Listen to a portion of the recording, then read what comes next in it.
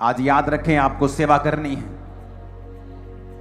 सिर्फ पास्टर्स को, प्रेरितों को सेवा नहीं करनी, हर एक व्यक्ति को यह हुक्म दिया गया है कि जाओ और प्रचार करो। उसके पीछे आपकी बरकतें छुपी हैं, उसके पीछे आपकी लाइफ की बेस्ट चीजें छुपी हुई हैं जो खुदा ने रखी हुई हैं। चाहे आप बेहतर हैं, बेस्ट हैं, गुड कैरेक्टर में हैं, तब भी वो चीजें आपकी लाइफ में एंटर नहीं करती जब तक आप इस वर्ड को फॉलो नहीं करते। जब आप फैसला करते हैं कि मैं सेवा करूंगा, जो ब्लेसिंग आपको 15 साल बाद मिलने वाली है, जो डिले में है, परमेश्वर उसको जल्दी और बेस्ट आपकी लाइफ में भेजना शुरू करता है। आप एक बड़े डॉक्टर हो सकते हैं, लेकिन आपकी मेजर मिनिस्ट्री है प्रचार करना। आपकी सेकेंडरी मिनिस्ट्री है लोगों को हील करना एक डॉक्टर के रूप में। प्रचार करने के लिए आपको माइक थोड़ी चाहिए, आपको स्टेज नहीं चाहिए। आप जहां हैं वहां प्रचार कर सकते हैं, मोहल्ले में कर सकते हैं, रिश्तेदारों को कर सकते हैं। जब आप सेवा में होते हैं, आप प्रोटेक्टेड होते हैं। प्रभु आपका एक्स्ट्रा ध्यान रखता है, एक्स्ट्रा ब्लेसिंग आपकी लाइफ में होती है, एक्स्ट्रा स्पीड आपकी लाइफ में होती है। ज्यादा तरीके से, ज्यादा बड़े तरीके से परमेश्वर आपको ब्लेस करता है। और वो चीजें होती हैं जो एक नॉर्मल विश्वासी अपनी लाइफ में हासिल करने में समय लगाता है और समय लगता है, और लेकिन आपकी लाइफ में वो जल्दी होता है। आपको सेवा के लिए उत्साहित रहना है।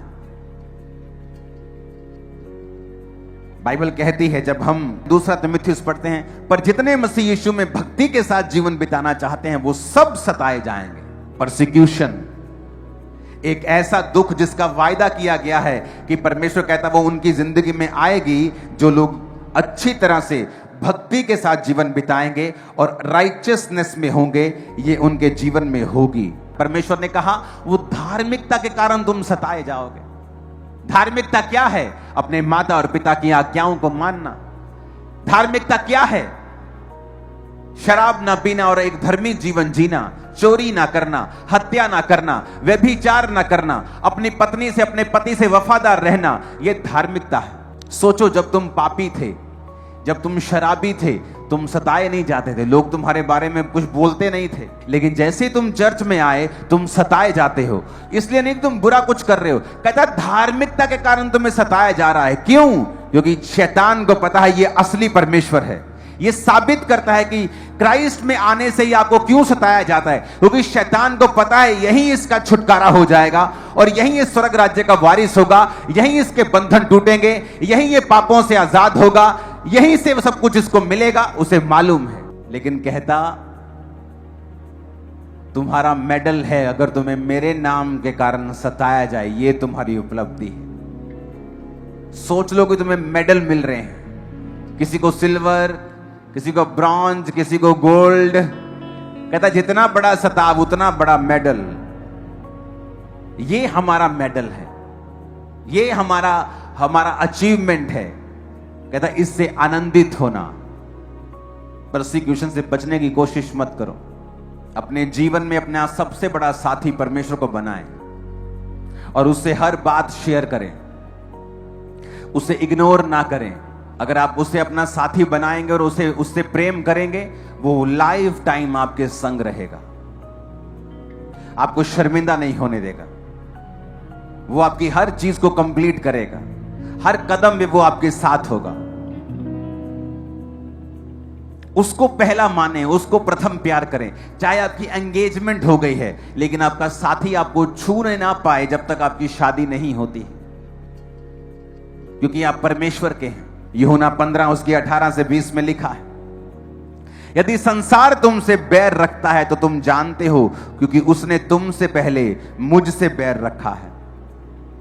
यदि तुम संसार के होते तो संसार अपनों से प्रेम रखता, इस कारण कि तुम संसार के नहीं, वरन मैंने इस संसार में से तुम्हें चुन लिया है, इसीलिए संसार तुमसे बैर रखता है।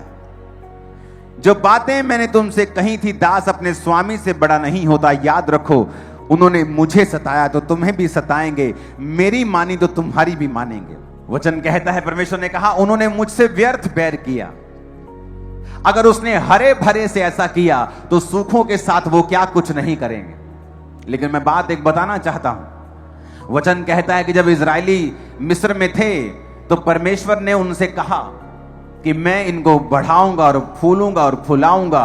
और वचन कहता है जैसे जैसे मिस्री उनको दुख देते गए, इजरायली बढ़ते गए और फलते गए और फूलते गए। ये सताव कलीसियाओं को खत्म नहीं कर सकता। ये सताव कलीसियाओं को वहां लेके जाता है जहां कलीसियाएं अपनी प्रार्थना से भी नहीं जा सकती, जहां कलीसियाएं अपनी मेहनत से नहीं जा सकती। आप एक बीज हो। जब दुश्मन आपको खिलारने की कोशिश करेगा, छितेरने की कोशिश करेगा, बिखेरने की कोशिश करेगा, वो एक्चुअल में एक फसल का इंतजाम कर रहा है जो आप देखने वाले हैं। क्योंकि वो बीज जो उसने छितेरे और बिखेरे हैं वो फसल बन जाएंगे। परमेश्वर कहता है उनकी धमकियों से मत डरना, मैं तुम्हारे साथ हूं, मैं तुम्हें वहां फैला दूंगा जहां तुम पहले कभी नहीं जा पाते थे। और कहता स्वर्ग में तुम्हारे लिए बड़ा फल है। अगर परमेश्वर किसी चीज को बड़ा कह रहा है तो सोचो वो कितनी बड़ी होगी। जिसके लिए धरती एक मिट्टी का कण है और वो अगर वो अपने मुंह से कहे कि तुम्हारे लिए स्वर्ग में बड़ा फल है, सोचो वो बड़ा कितना बड़ा होगा। नॉन इमेजिनेबल बड़ा होगा, संभाल नहीं सकोगे इतना बड़ा होगा। ऊंची आवाज में कहो हालेलुया।